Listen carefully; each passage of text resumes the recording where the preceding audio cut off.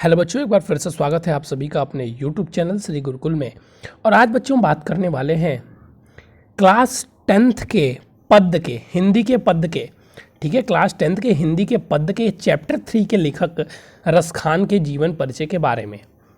बच्चों इनका जीवन परिचय बहुत महत्वपूर्ण है, मैं फिर से बता रहा हूँ, इनका जीवन परिचय जो है बच्चों बहुत महत्वपूर्ण है। हर वर्ष इनका जीवन परिचय पूछा जाता है बच्चों, हर वर्ष, समझ रहे हैं। तो अब इनका जीवन परिचय कितना महत्वपूर्ण है इसका अंदाजा आप लगा सकते हैं। तो चलिए बच्चों, हम इनका जीवन परिचय देखेंगे सबसे पहले आज, और फिर कल से हम इस पाठ को पढ़ना प्रारंभ करेंगे। तो सबसे पहले देखेंगे हम लोग जीवन परिचय रसखान का बहुत आसान तरीके से, और पहले हम लोग के जीवन परिचय को देखेंगे जो चीज़ें हमारी बुक में दी हुई हैं। उसके बाद से बच्चों पेपर में इनका जीवन परिचय कैसे लिखना है वो भी मैं बताऊंगा, सब ध्यान से देखेंगे। चलिए बच्चों स्टार्ट करते हैं। रसखान सगुण काव्य धारा की कृष्ण भक्ति शाखा के कवि थे। देखिए यहाँ से एक बच्चों बहुविकल्पीय प्रश्न निकल के आ जाता है, थोड़ा सा मैं यहाँ पे इसलिए इसको हाईलाइट कर देता हूँ। यहाँ से एक बहुविकल्पीय प्रश्न लिख के आ जाता है, आपसे पूछेगा कि रसखान, देखिए इससे दो प्रश्न आ सकते हैं कि रसखान किस शाखा के कवि थे, किस काल के कवि थे। तो पहला बात कि रसखान भक्ति काल के कवि थे। अब भक्ति काल की दो शाखाएं होती हैं, पहली शाखा है बच्चों कृष्णाश्रयी भक्ति शाखा और दूसरी शाखा रामाश्रयी भक्ति शाखा। तो अब आपसे पूछ सकता है कि जो रसखान थे वो किस, ये पूछता भी है बच्चों, इंपॉर्टेंट है, इसको मजाक मत लीजिए, गारंटी के साथ बता रहा हूं। अब आपसे पूछता है कि रसखान किस भक्ति शाखा के कवि थे। पहला दे देगा आपको कृष्ण भक्ति शाखा, रामाश्रयी भक्ति शाखा, और एक और भी कुछ दो तीन ऐसे ही उदाहरण दे देगा आपको। तो आपको टिक लगाना होगा कृष्ण भक्ति शाखा में, क्योंकि रसखान किस शाखा के कवि थे, तो रसखान भक्ति शाखा की, कृष्णाश्रयी भक्ति शाखा के कवि थे। चलिए बच्चों ध्यान दीजिएगा, इनका वास्तविक नाम सैयद इब्राहिम था। और जो रसखान है, देखिए इनमें भी आगे भी आप पढ़ेंगे, इनका रसखान नाम, इनके काव्य की रचनाओं में रस की प्रगुणता के कारण, प्रचुरता के कारण इनका नाम रसखान पड़ा था, आगे देखिए दिया होगा। लेकिन इनका जो वास्तविक नाम था वो क्या था, सैयद इब्राहिम। तो रसखान का वास्तविक नाम क्या था, सैयद इब्राहिम था। रसखान का वास्तविक नाम क्या था, रसखान का वास्तविक नाम सैयद इब्राहिम था। ये दिल्ली के पठान सरदार कहे जाते हैं। ये कौन कहे जाते हैं, तो ये दिल्ली के पठान सरदार कहे जाते हैं। रसखान दिल्ली के पठान सरदार कहे जाते हैं। कुछ विद्वान इन्हें पिहानी का निवासी मानते हैं। अब कुछ विद्वानों को क्या मानना है कि ये पिहानी के निवासी हैं। ठीक है, कुछ विद्वान मानते हैं कि ये पिहानी के निवासी हैं, किंतु इस विषय में कोई प्रबल प्रमाण उपलब्ध नहीं है। देखिए अब यहाँ पे आप चीज़ें ध्यान दीजिए, इस विषय में कोई प्रबल प्रमाण उपलब्ध नहीं है। तो अगर हमसे पूछेगा या हमें लिखना होगा तो हम क्या लिखेंगे, इनका जन्म स्थान। सर हमको लिखना होगा तो हम इनका जन्म स्थान दिल्ली लिखेंगे, किंतु इस विषय में कोई प्रबल प्रमाण उपलब्ध नहीं है। वैसे रसखान, थोड़ा सा बड़ा कर देता हूं, ऐसे रसखान किसी बादशाह के वंशज थे। ऐसे प्रेम वाटिका की अवधा लिखी पंक्ति में स्पष्ट है। अब लोगों का मतलब एक प्रेम वाटिका की एक पंक्ति में यह प्रूफ किया जाता है उसके माध्यम से कि जो रसखान थे वो बादशाह के वंशज थे, यानी बादशाहों के लड़के थे। देखी गदर हित साहिब दिल्ली नगर मसान, छिनाही बादशाह वंश की टसक छोड़ी रसखान। इस पंक्ति के माध्यम से बताया जाता है कि जो रसखान थे वो एक बादशाह के लड़के थे। अब देखिए यहाँ से आपका असली जीवन परिचय प्रारंभ होता है। कुछ बच्चे ये सारी भी चीज़ें लिख देते हैं, उनसे आप कहेंगे तो कहेंगे अरे इस बुक में दिया हुआ है। अरे बुक में तो बहुत सारी चीज़ें दी हुई हैं, आप सब नहीं लिखेंगे ना। आपसे जो चीज़ें पूछी गई हैं, जीवन परिचय का मतलब होता है उनके जीवन से संबंधित चीज़ें आपको बतानी है। तो देखिए यहाँ से मूल जीवन परिचय स्टार्ट होता है जो हमें लिखना है। इनके जन्म के संबंध में, हाँ कुछ बच्चे क्या करते हैं कि अब इस पंक्ति को उठाएंगे और यहाँ से लिखना स्टार्ट करेंगे, बीच में कहीं इस पंक्ति को डाल देते हैं इस वाक्यांश को व्यक्त करके, तो वो भी देखने में सुंदर लगता है, आकर्षक लगता है, तो वो ठीक है। लेकिन अब इन सारी चीज़ों को लिखना मूर्खतापूर्ण मात्र के अलावा कुछ भी नहीं है। तो इनका जन्म के संबंध में मतभेद है, लिखेंगे। देखिए, अब देखिए मैं बता रहा हूँ इनके जन्म में एक संबंध में मतभेद है। कुछ विद्वान इनका जन्म 1533 ईस्वी को मानते हैं, किंतु मिश्र बंधु 1548 ईस्वी को मानते हैं इनका जन्म दिल्ली में हुआ था। अब देखिए, यहाँ तक मैं आपको फुल स्टॉप लगा रहा हूँ,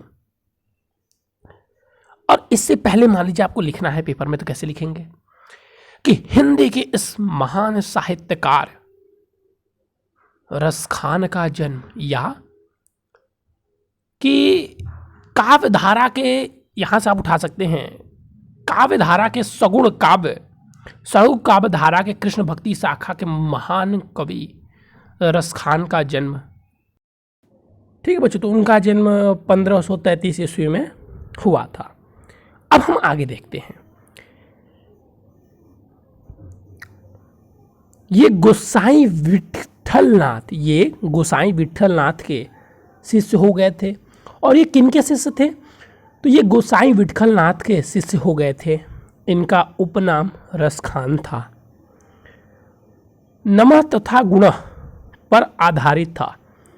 और इनका जो उपनाम था, देखिए इनका रियल नाम हम लोगों ने यहाँ पर पढ़ा कि सैयद इब्राहिम था, लेकिन इनका एक उपनाम रखा गया था जो रसखान था।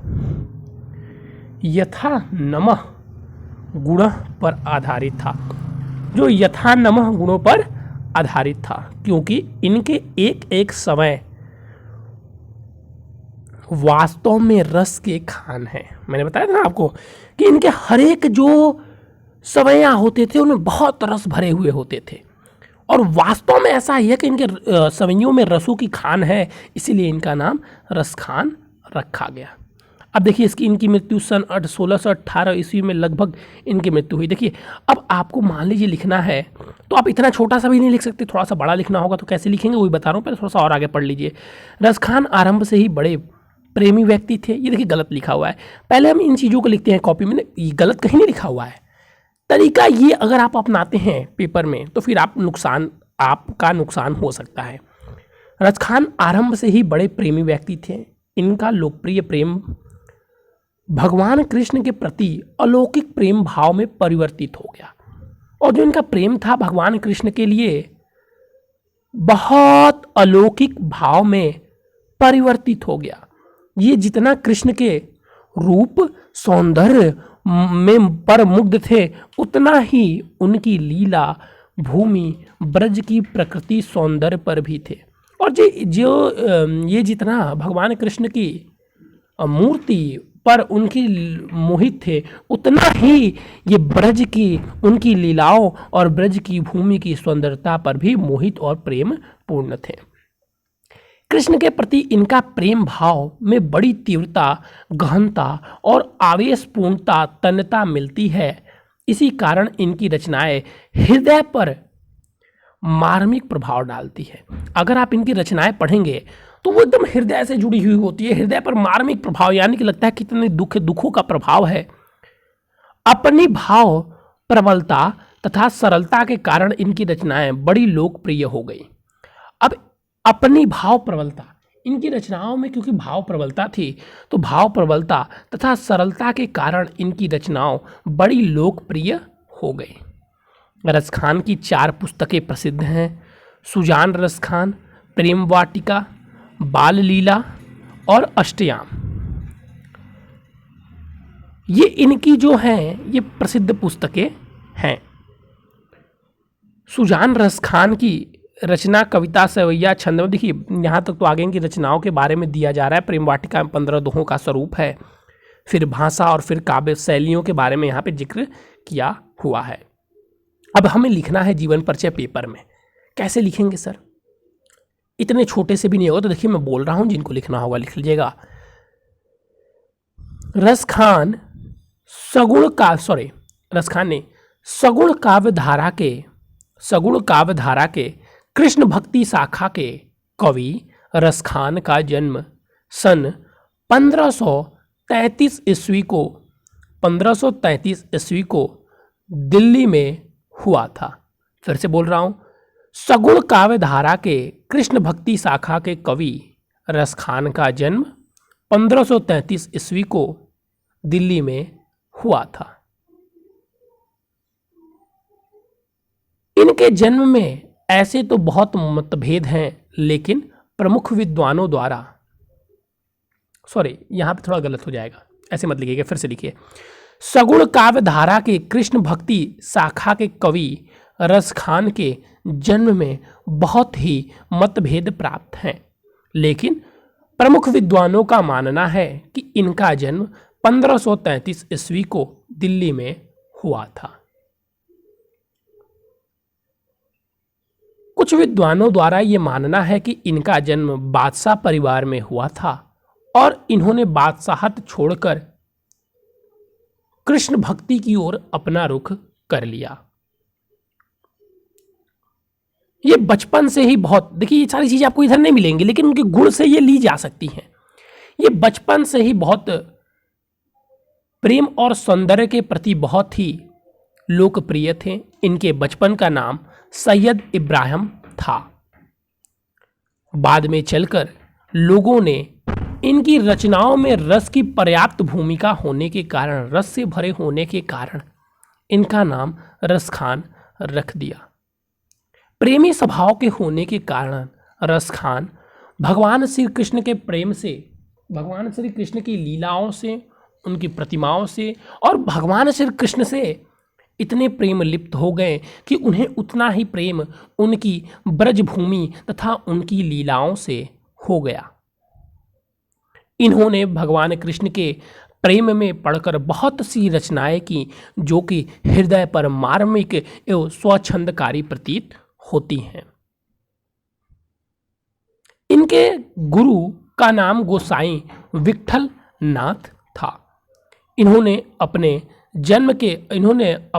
जीवन के अंतिम समय तक भगवान श्री कृष्ण की भक्ति की और उसी भक्ति करते हुए भगवान कृष्ण के प्रेम में लिप्त होकर ही इनकी मृत्यु सन 1618 ईस्वी को हो गई। बहुत है इतना जीवन परिचय। जो चीज़ें मैंने लिखी कम से कम आप लिखेंगे तो इतने पेज का आएगा। अब इनकी प्रमुख रचनाएं लिखनी होती हैं तो प्रमुख रचनाएं लिख दीजिए। सुजान, रसखान, प्रेम वाटिका, बाल लीला, अष्टयाम, बहुत है, काफ़ी है। इतना लिख के 2 आपको लिखना है। प्रमुख रचनाएं देखिए यहाँ पे दी हुई है, बस 2 आपको लिखना है, फिर आपकी काफ़ी है। ठीक है, तो इससे ज़्यादा इनके जीवन परिचय के बारे में हम लोगों को नहीं पढ़ना है। ठीक है बच्चों, तो चलिए बच्चों आज के लिए बस इतना ही। Thank you, have a nice day. लेकिन जो बच्चे हमसे नए जुड़े हुए उन्हें बता देना चाहूँगा, हमारे इस चैनल पर यूपी बोर्ड क्लास 10th और 12th की तैयारी बिल्कुल फ्री में कराई जाती है। अगर आप भी करना चाहते हैं बच्चों तो सबसे पहले हमारे चैनल को सब्सक्राइब कर दीजिएगा। फिर मैं आपको एक व्हाट्सअप नंबर दे देता हूँ 9532060199।